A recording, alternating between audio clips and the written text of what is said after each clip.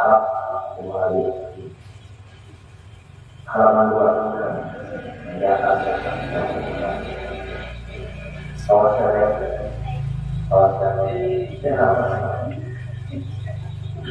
Bismillahirrahmanirrahim. Segala puji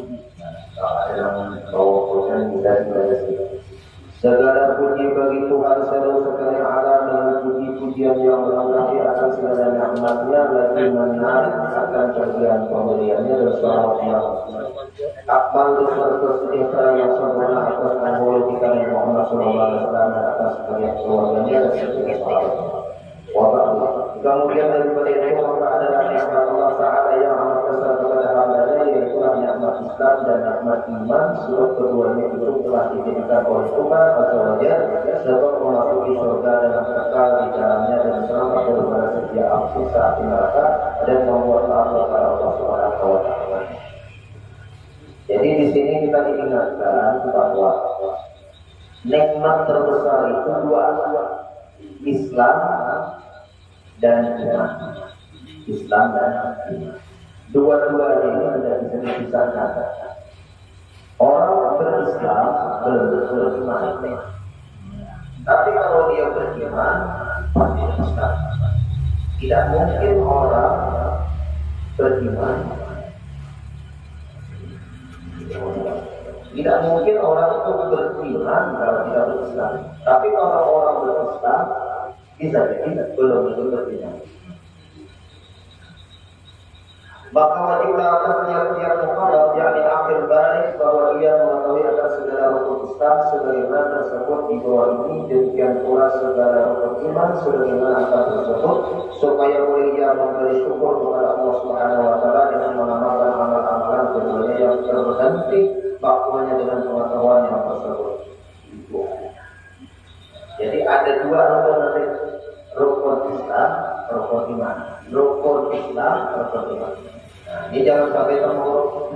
Kalau ada kita termuruk rukun Islam itu berapa, rukun iman berapa. Adapun ilmu pengetahuan yang bagian dua.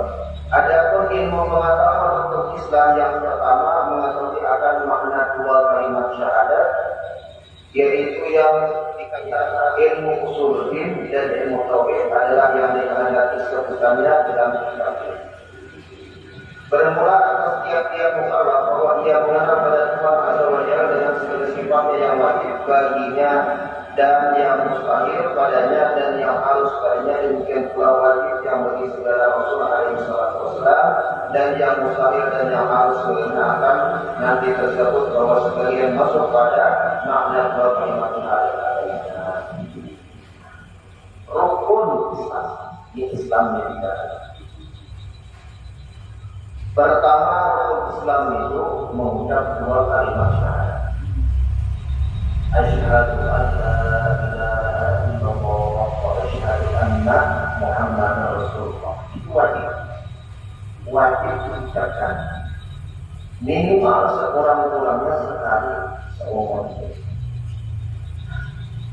Asyhadu aku bersaksi. Asyhadu aku bersaksi. Berarti kita menjadi saksi. Saksi kita, saksi di mana? Saksi di dalam pengetahuan kita di dalam otak. Saksi kita di dalam hati. Tiga jelas. Apa yang kita saksikan? Bahwa la ilaha illallah Tuhan. Berarti Tuhan itu tidak ada. Tidak ada. Illa ini pengecualiannya. Yang ada siapa? Allah. Berarti Tuhan kita yang sesungguhnya adalah Allah. Bahwa Tuhan tidak ada, yang ada hanya Allah, itu kita saksikan. Bukan kita tidak, kita saksikan. Berarti penyaksian ini tidak berhenti sekali, tapi selalu disaksikan. Asyhadu an la ilaha illallah wa asyhadu anna Muhammadar Rasulullah, dan aku bersaksi bahwa Nabi Muhammad Rasulullah. Kalau dengan Allah ada musyahadah, penyaksian, maka demikian pula dengan Rasulullah harus pula disaksikan. Harus disaksikan. Apakah kita sudah pernah melihat Nabi Muhammad? Tidak pernah. Dengan apa kita menyaksikan Nabi Muhammad? Pertama, dengan pengetahuan kita bahwa Nabi Muhammad memang ada sejarahnya. Nabi Muhammad ada perjalanan itu. Mata kita menyaksikan peninggalan Nabi Muhammad itu adanya. Ada peninggalan Nabi Muhammad. Ada tempat lahirnya kota. Ada tempat kuburnya di Madinah. Itu penyaksian dengan mata pertama. Penyaksian dengan logika, akal, dengan sejarah. Pasti semua orang ada. Buktinya adanya Islam yang disebarkan Nabi Muhammad sampai yang kita rasakan. Dan penyaksian di dalam hati, musyahadah. Nabi Muhammad adanya nurnya, adanya alam semesta. Berarti haram kita di dalam nur itu, berarti haram di dalam cinta dan pandangan kepada Nabi Muhammad SAW. Ini harus ada penyaksian. Kebanyakan orang hanya mengajari asyhadu an la ilaha illallah, aku menjadi saksi bahwa tiada Tuhan selain Allah. Betul penyaksiannya.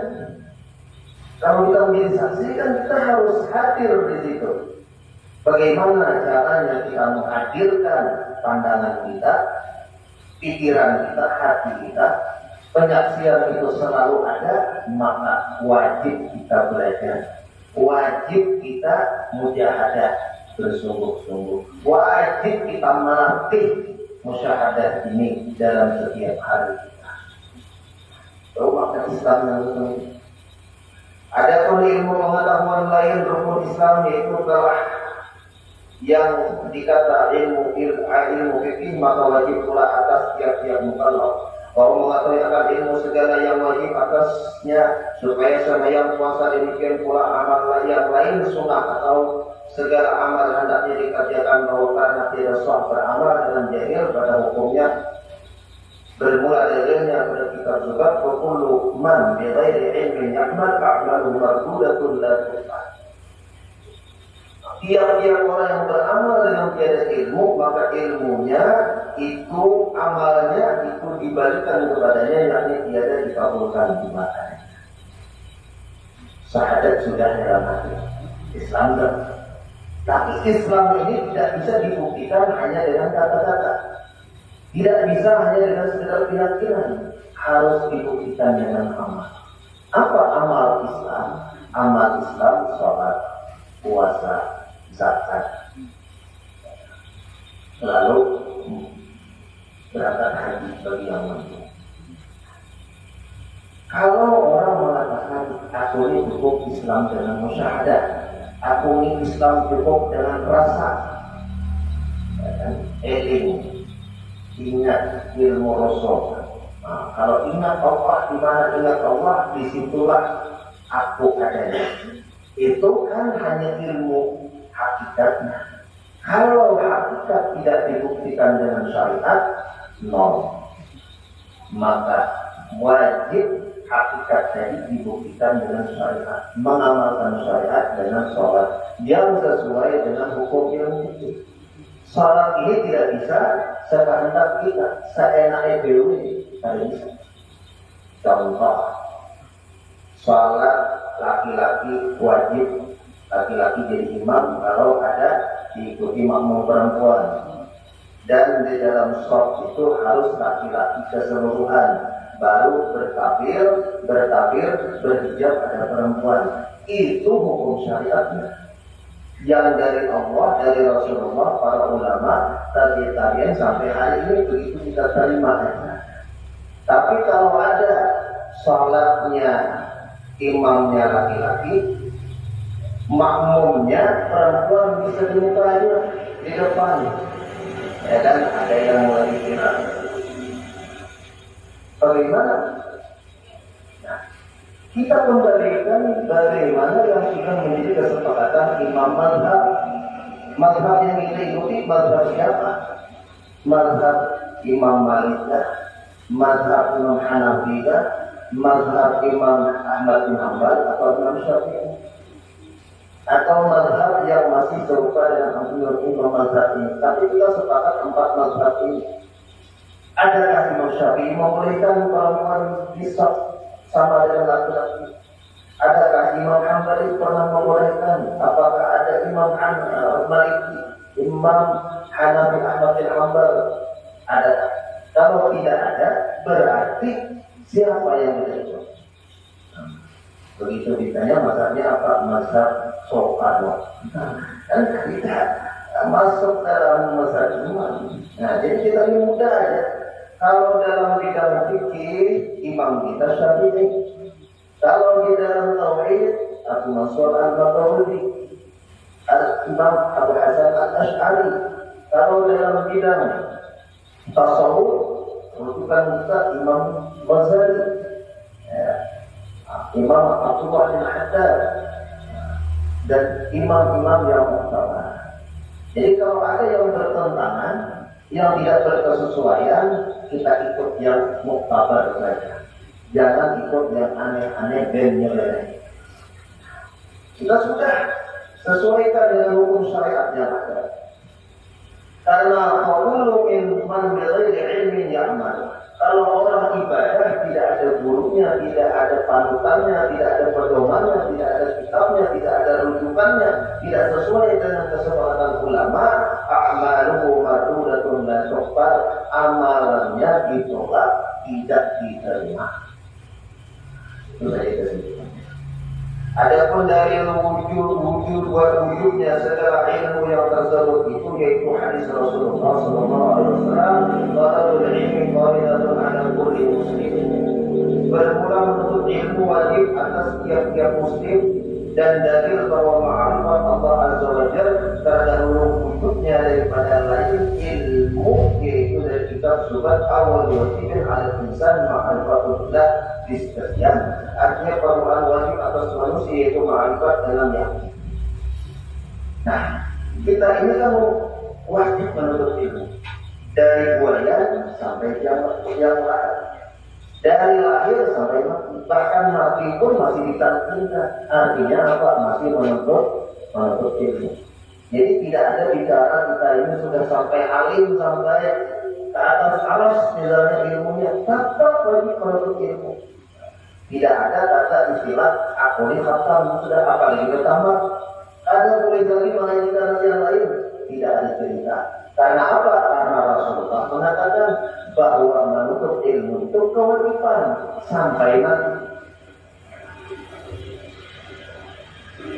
Kalau kita menuntut ilmu itu wajib, maka ma'rifat kepada Allah itu lebih wajib. Ma'rifat kepada Allah itu lebih dahulu, lebih diwajibkan. Ma'rifat awal wajibin al-insan ma'rifatul ilah disebutkan. Artinya wajib bagi atas manusia itu ma'rifat dengan Allah dengan yakin. Begitu lahir itu sudah diajari tentang ma'rifat dengan cara diazankan Allahu Akbar, Allahu Akbar, Allahu Akbar, Allahu Akbar, asyhadu an la ilaha illallah, asyhadu an la ilaha illallah, asyhadu anna Muhammadar Rasulullah, asyhadu anna Muhammadar Rasulullah. Itu diazankan, itu adalah pengajaran pertama. Jadi wajib bagi kita ini mengenal kepada Allah. Ma'rifat wajib. Makanya itu di dalam pendidikan yang pertama kali diajari itu sebenarnya bukan membaca, bukan berhitung, tapi diajari tentang Tuhannya siapa. Nah, itu pendidikan pertama. Fa'alamu ayyuhal ikhwan anna al-asla wal asas wa ma'rifatul ma'bud qabla al-ibadah wa dzalika 'aqidatul syahadah. Artinya, ketahui oleh kamu bahwa asal agama yaitu mengetahui Tuhan yang disembah. Sebelumnya membuat ibadah padanya dan dalam pengetahuan itu hakikat makna kalimat syahadat. Kita ini wajib mengenal Allah dulu atau wajib ibadah. Kalau berdahulu ibadah, kan tahu yang disembah. Tapi kalau kita tahu siapa yang disembah, maka dia akan menyembah tanpa ada paksaan.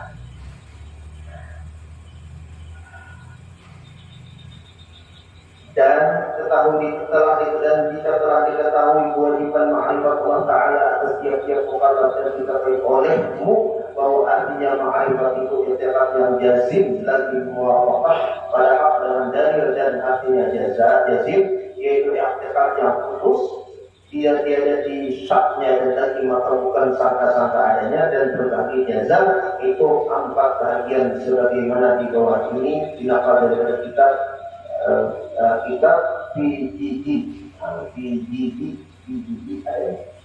pertama, kita ini kan dengan Allah Ta'ala itu tidak boleh ada syak. Kalau kau jujur juga pada Allah Ta'ala ini ada juga Tuhan ini ada, tidak boleh ada syak. Yakin Allah itu ada.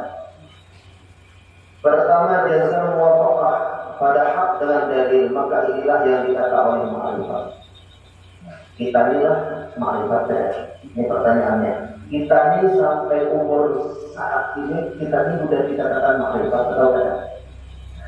Ini di sini cara kita melihat.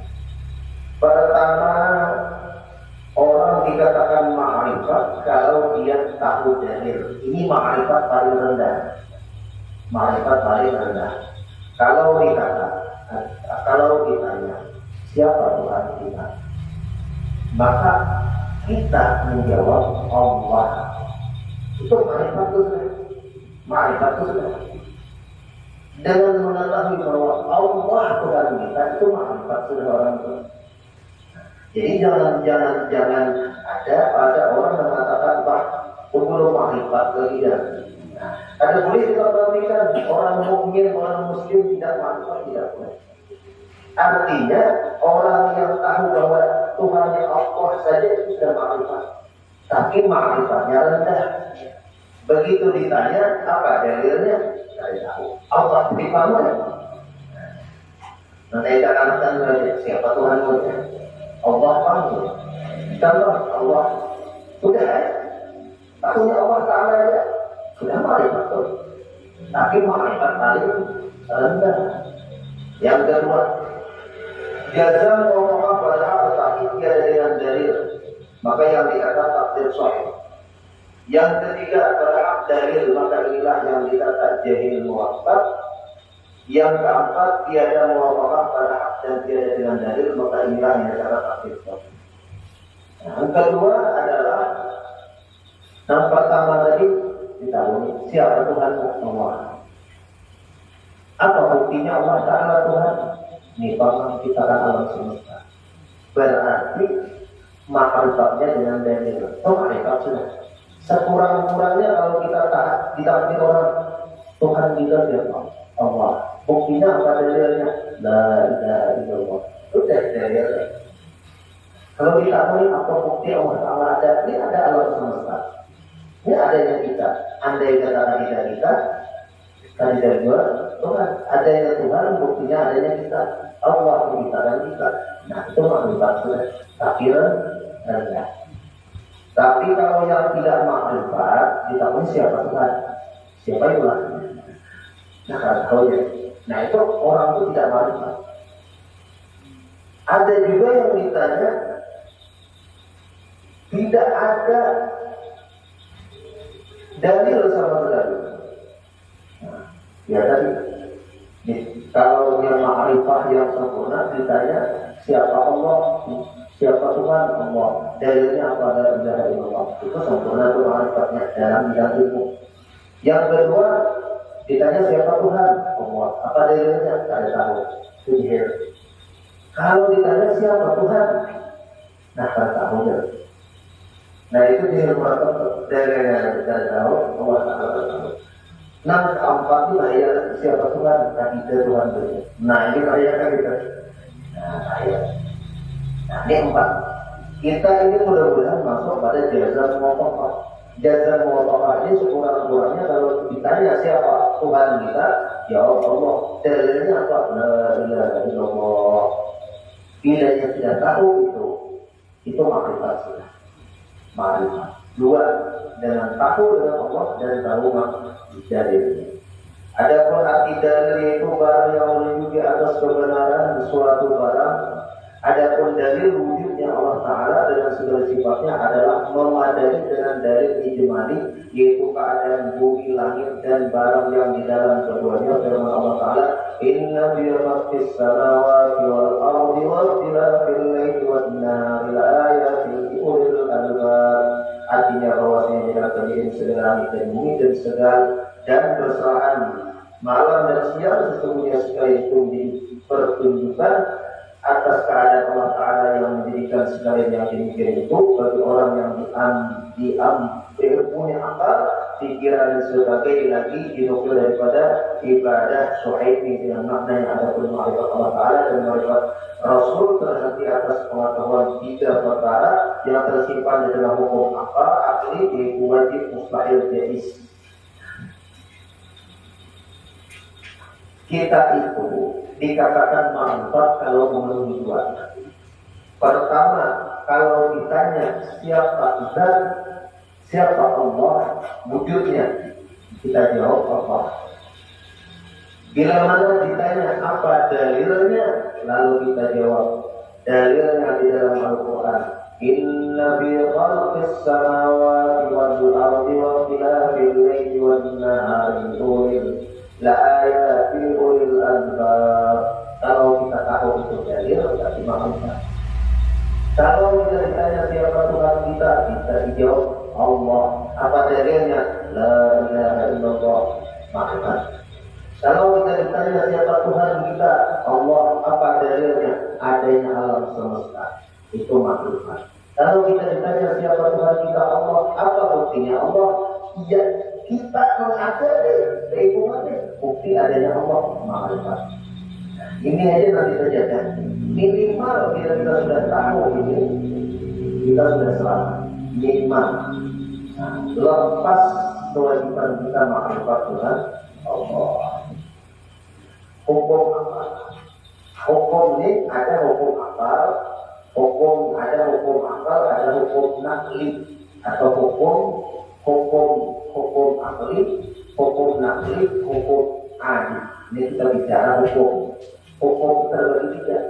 Hukum akal, hukum nakal daripada Al-Quran, hukum adat.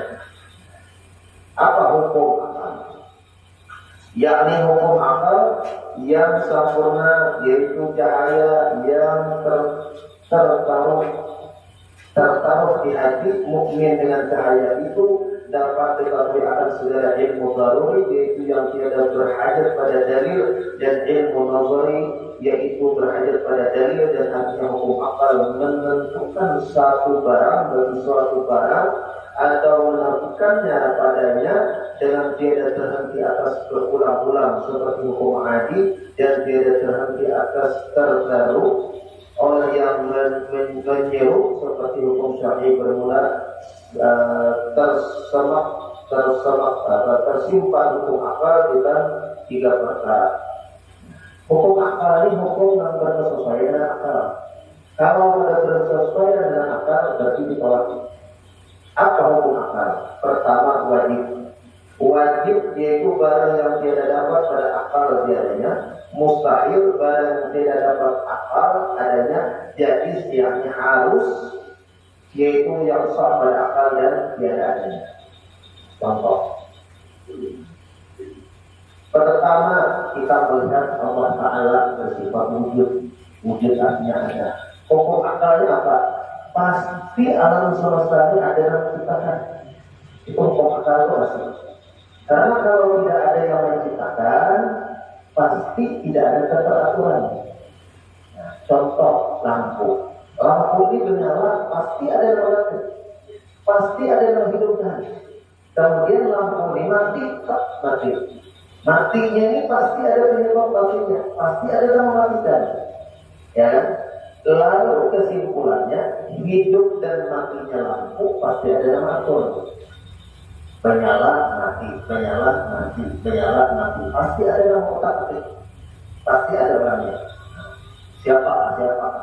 Hantu kan? Ada itu. Pasti ada, ya kan? Konsepnya pasti ada, penyebabnya ada. Nah, maka hidup mati lampu berarti menunjukkan ada yang menunjukkan, ada yang mematikan. Malam siang, siang malam, siang malam, malam siang. Siang dan malam pasti ada yang mengganti-ganti siang dan malam. Berarti ada yang mengatur. Tidak mungkin, mustahil dia tanpa ada yang mengatur. Itu diterima dengan akal. Diterima ya akal. Kalau Tuhan di dalam bentuk batu misalnya Tuhan ini. Batu itu ada bisa berbuat apa-apa.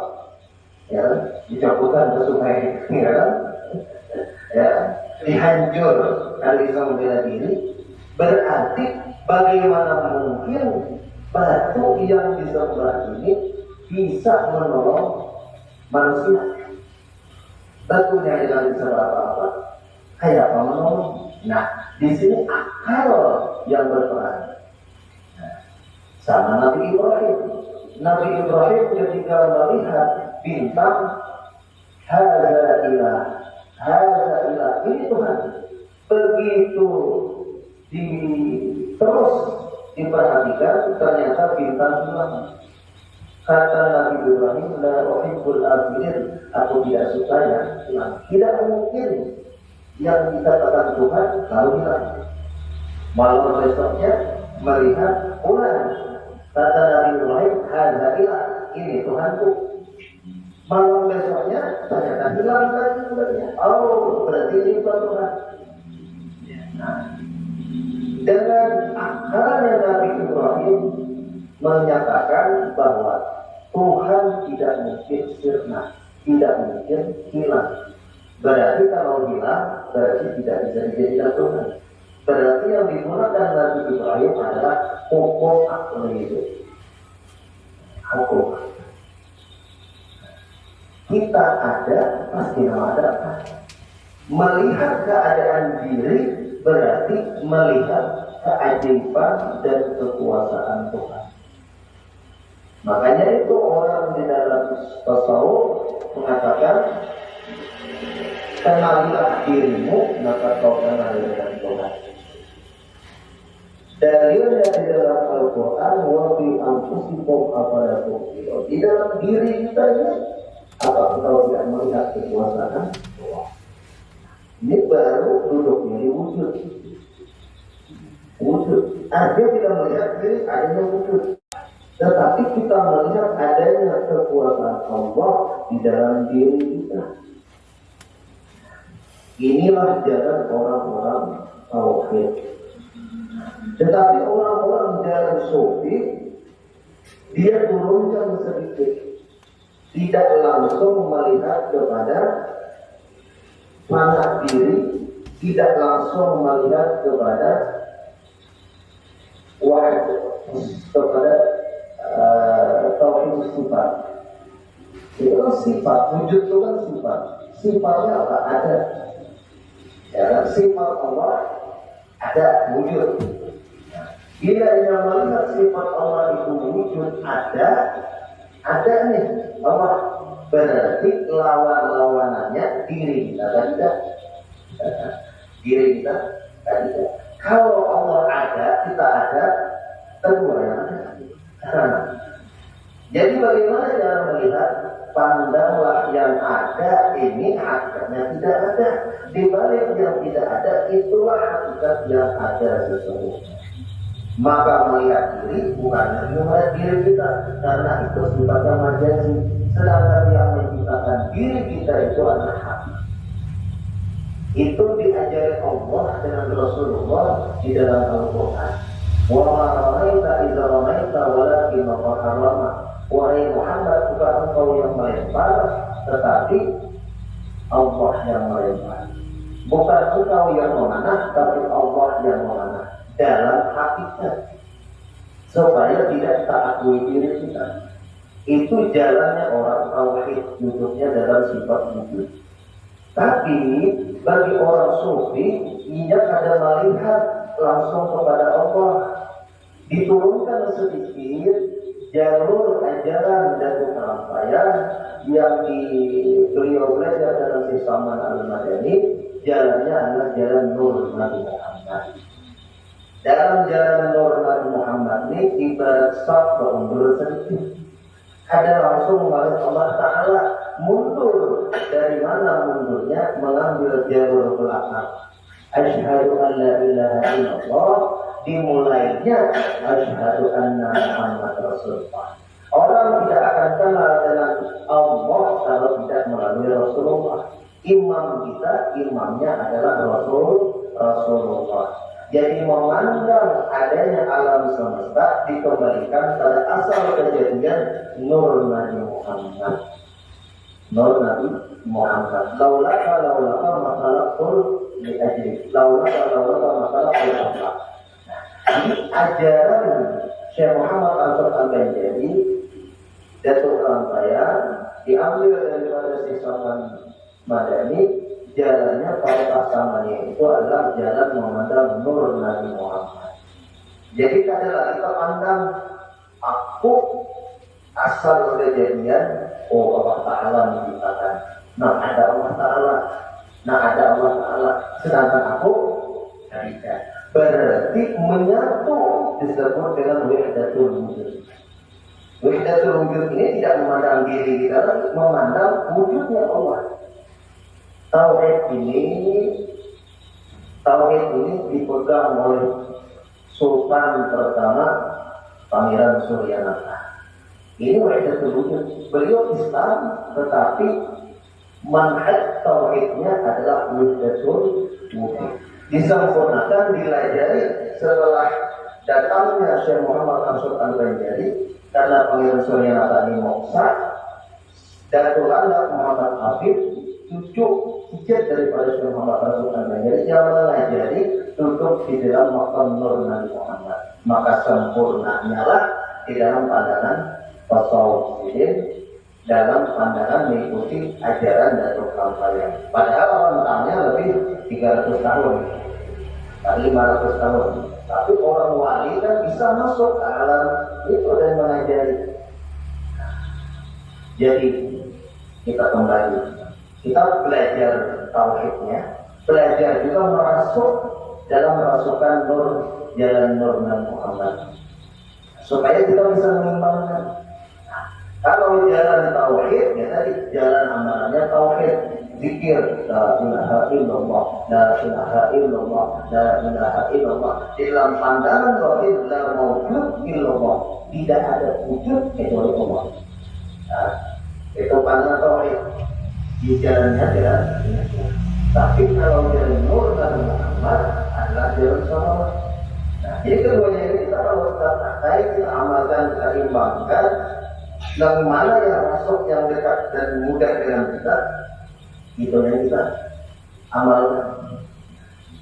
Bahkan bisa diajari guru kita, diajari salah satu guru kita di dalam tauhid, di dalam zikir pun, kalau jalan Nur Nabi Muhammad itu zikirnya di dalam zikir bukan la ilaha illallah, la mawjud illallah, la ma'bud illallah, tidak. Tapi begitu kita zikir la ilaha illallah, di dalam hati langsung menyambung Muhammad Rasulullah. Kita tidak akan bisa sampai kepada la ilaha illallah kalau tidak melalui Nur Nabi Muhammad. Jadi kalau kita merasa-rasakan, itu insya Allah terasa amalan kita. Terasa amalan kita. Kenapa kita beramalan, berwirid, tapi rasa-rasanya tidak berubah? Kenapa? Salah satunya kita merasa masih tak akui ampun kita. Kita mau bacaan, kita mau berzikir, kita mau baca salawat, timbul-timbulnya lalu muncul. Timbul rasanya kita beribadah. Padahal kalau kita masuk ke dalam, kita belajar untuk merasuk batinnya, merasa-rasakan bahwa kita ini alatnya aja. Kita sedang menyaksikan dua pertemuan antara dua orang kekasih yang saling memuji.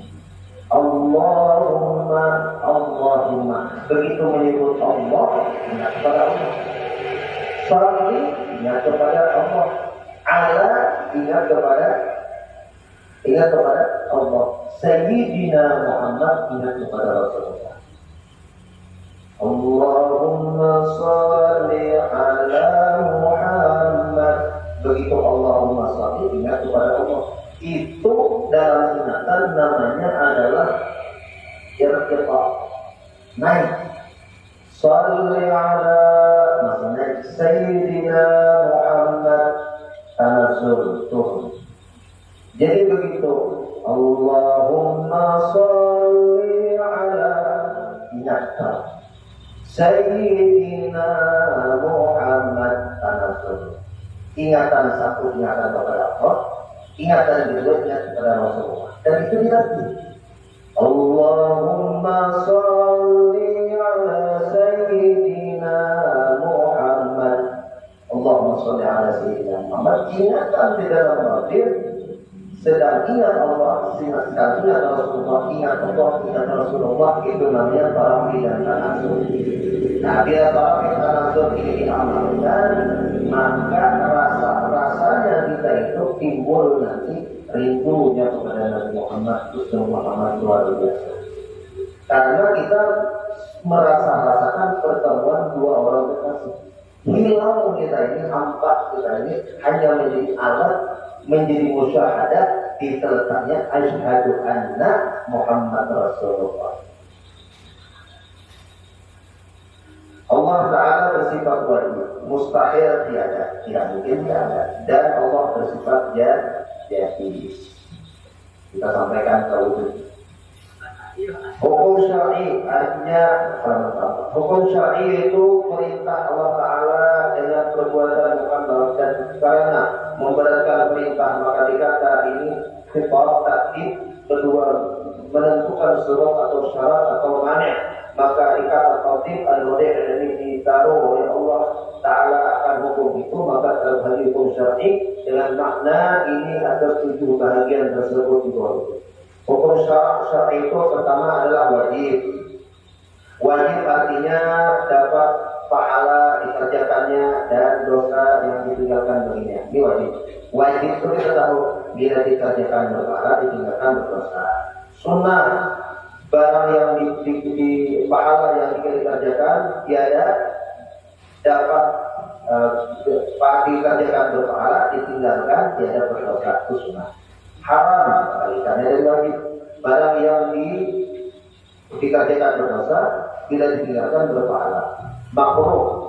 Makruh ini tiada dapat dosa jika dikerjakan, tetapi dibenci oleh Tuhan, dapat pahala jika ditinggalkan. Jadi makruh ini bila dikerjakan berpahala, tapi bila ditinggalkan berpahala. Moga ini boleh ditinggalkan dari pasti lalu atau diamalkan, itu boleh. Sahih yang diletakkan pada hukum syara di segala hukum yang batil, yaitu kurang hukumnya. Ini sahih itu sempurna dan batil itu kurang. Hukum adi artinya hukum adat, yaitu menentukan suatu barang bagi suatu barang atau menafikan suatu barang pada suatu barang dengan antara berulang-ulang serta sah bersalahan juga dengan tiada memberi bekas salah suatu pada yang lain. Maka terbagi hukum adi tersebut pada 4 perkara. Pertama, pertambatan keadaan suatu barang dan keadaan suatu barang lainnya seumpama keadaan yang akan dalam keadaan makan. Kedua, perobatan. Ketiga, pertambatan keadaan suatu barang dengan keadaan suatu barang seumpama pertambatan. Keempat, pertambatan suatu. Ini hukum adi, hukum adat. Kita baca nomor 6. Bermula jika telah diketahuikan artinya wajib, syarat dan wajib akal bahwa keduanya berlainan makna, maka apabila dikata wajib atas setiap mukallaf, dan maksudnya itulah wajib syar'i, dan jika dikata wajib bagi Allah Ta'ala atau bagi Rasul maka maksudnya itu adalah wajib akal. Dan demikian pula jika dikata jaiz bagi Allah atau halus bagi Allah Ta'ala maksudnya itulah jaiz akli. Ini kita memahami wajib. Wajib itu dua artinya. Pertama, ada wajib secara hukum fikih, ada wajib dalam ilmu tauhid. Bila wajib di dalam ilmu fikih, ini wajibnya artinya bila dikerjakan berpahala, ditinggalkan berdosa. Itu dalam ilmu fikih istilahnya. Tapi dalam ilmu tauhid wajib ini adalah memang yang mampu diterima oleh akal. Allah Ta'ala bersifat wajibul wujud, wajib adanya. Artinya tidak mungkin ditolak dengan akal. Nah ini supaya kita memahami istilah wajib. Jadi kita ini wajib mengetahui Allah Ta'ala dengan hukum akal. Dan hukum akal itu memahami Allah Ta'ala. Baru dengan dari kita langsung hari ini langsung satu supaya dalam pengajian ini kita beroleh sifat 20 itu suah belajar. Bahari orang belajar ilmu sifat 20 ini terus turun. Ini ulang-ulang, bahkan ada yang sampai 50 kali kata, ratusan kali kata. Ini terus diulang-ulang. Matinya pertama. Jadi tipis saja. Tipis jadi tapi bujur-bujur diulang-ulang, diamalkan, jadi wali. Kita suara ziarah makam Abu Tasir, nggak ada. Abu Tasir yang sebelum kita di Kuwait, sebelum boleh berjudi lah. Berjudi lah, langsung memang kita berikan ke Ramayana.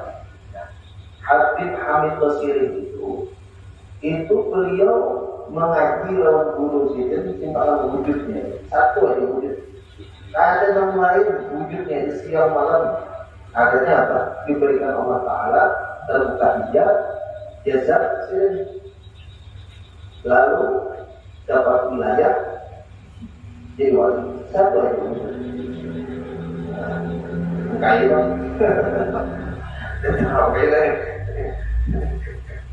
Kaya kita pasal teropongnya aja. Akhir-akhir itu 2 kali dia dua kali.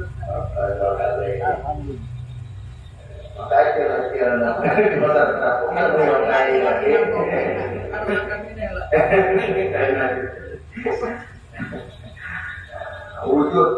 Wujud artinya ada, mustahil tiada.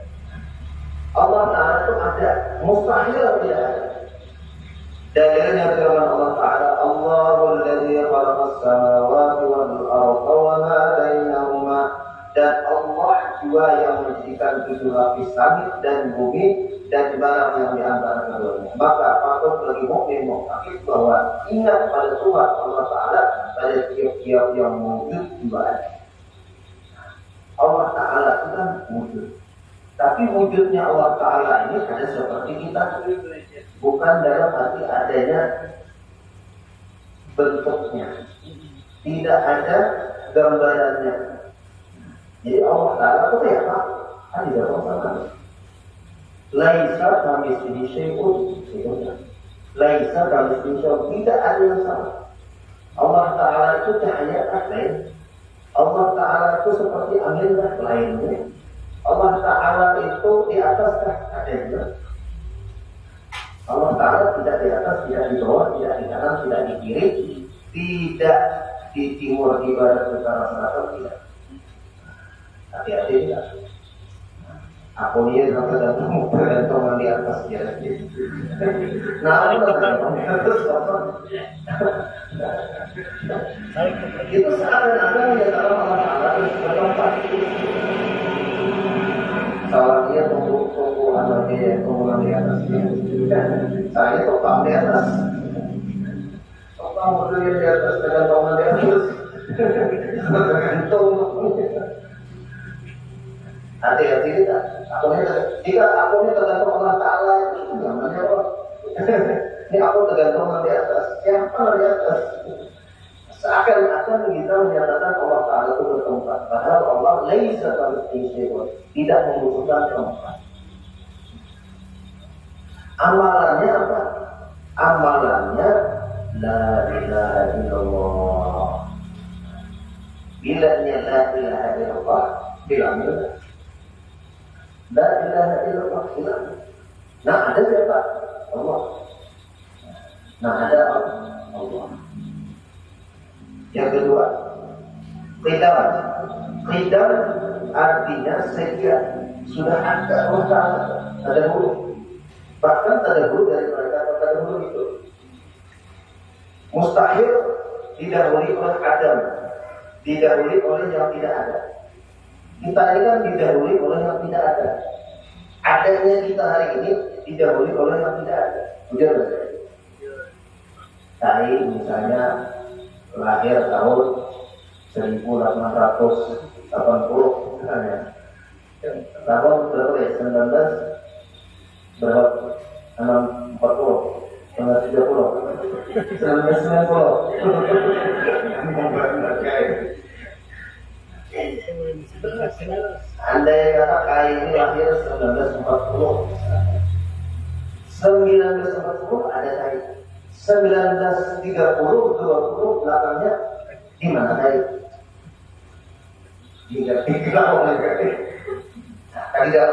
Kita ini lahir misalnya tahun 1950 1970 ya kan? Itu tahun. Di tahun itu kita ada. Sebelumnya di mana kita? Di Kerawang. Di mana? Kali Kerawang. Ya. Waktu kita ada itu berarti adanya kita didahului oleh kita. Ya. Ya. Artinya kita ini ada yang mendahului. Kita ada. Yang tak dulu pada kita siapa? Abah kita. Tak dulu pada abah kita siapa? Kai kita. Kai ini. Tak dulu kai ini siapa? Tak dulu ini siapa? Ada yang mendahului kita. Berarti adanya kita ini terdahulu oleh yang sesuatu yang lebih awal. Ya. Bahkan terdahulu oleh Adam dan tiada. Nah, Allah Ta'ala itu mustahil seperti itu. Allah Ta'ala ada, tetapi adanya Allah Ta'ala ini tidak didahului oleh sesuatu apapun. Bahkan tidak didahului oleh waktu, tidak didahului oleh tempat, tidak didahului oleh apapun. Nah, berarti adanya dengan adanya sendiri. Firman Allah, huwal awwal wal akhir wal awwal wal akhir. Iya. Mustahil Tuhan itu didahului oleh yang terdahulu. Misalnya Tuhan ini anak, ada abahnya. Berarti terdahulu hebat abahnya daripada si anak tadi. Di dalam Islam itu mustahil. Bapak mustahil artinya kekal. Mustahil dihubungi oleh Adam. Kalau Qidam itu kadidan mendahului. Kalau bapak kadidan mengakhiri. Ya, kalau bapak itu kadidan mengakhiri. Allah Ta'ala paling akhir. Paling akhir sama sekali. Bahkan yang semua yang dikatakan tiada, Allah Ta'ala tetap ada. Allah Ta'ala ciptakan malaikat, ciptakan alam semesta. Kiamat wujuhu yawma idzin nadhirah. Nanti kita berjumpa dengan Allah yang baik orang yang berjumpa itu seperti bulan purnama. Itu kita macam kalau di dunia itu kalau bicara dengan malaikat, ukuran dulu, nanti. Jadi mustahil bahwa tasalsul di dalam Qidam itu ada. Tasalsul itu mustahil. Kita tolak. Tasalsul ini bahwa ada rentetan sebelum-sebelumnya ada. Misalnya si A terdahulu oleh si B, si B terdahulu oleh si C, si C terdahulu oleh B. Itu mustahil. Ya kan? Nah, ini Tuhan anak. Ada apa? Ada kait, ada datanya mustahil. Karena apa? karena yang terdahulu lebih puasa daripada yang terdahulu. Kalau ada yang lebih puasa daripada yang satu, mustahil Tuhan berpuasa. Kalau alam semesta ini lebih daripada satu Tuhan, maka akan terjadi kekacauan. Hujan Tuhan menghitung hujan, hujan menghitung panas, hujan menghitung gempa, hujan menghitung jangan. Apalagi kepada Tuhan, ya kan? Bingung kita. Makanya juga lihat film Semboko. Hujan dewa ini apa? Hujan dewa ini jangan. Apalagi dewanya di atas. Itu mustahil di dalam Islam. Nanti Allah Taala bersifat muharrah ilhawadis, tempat bikinnya juga malam, jangan, Allah Taala bersifat itu. Allah Taala bersifat kita, Allah Taala muharrah ilhawadis. Nah, empatnya aja lah amalkan. Banyak orang jadi wali karena masih nggak mengatakan sifat Allah Taala tadi. Nah, jadi kita tidak yang mengatakan ini lalu hati jadi senang. Dia mengatakan tidak makan, dia mengatakan tabu, mengatakan arisan, mengatakan hujannya panas dah, memantapkan, tidak. Dia mengatakan tidak makan ini mati kita nanti itu Rasulullah. Nah, maka dengan peringatan kita ya, mudah-mudahan Allah Subhanahu wa Ta'ala memberikan ilmu bermanfaat, menjadikan kita sebagai kita kepada agama dan Allah yang Subhanahu wa Ta'ala.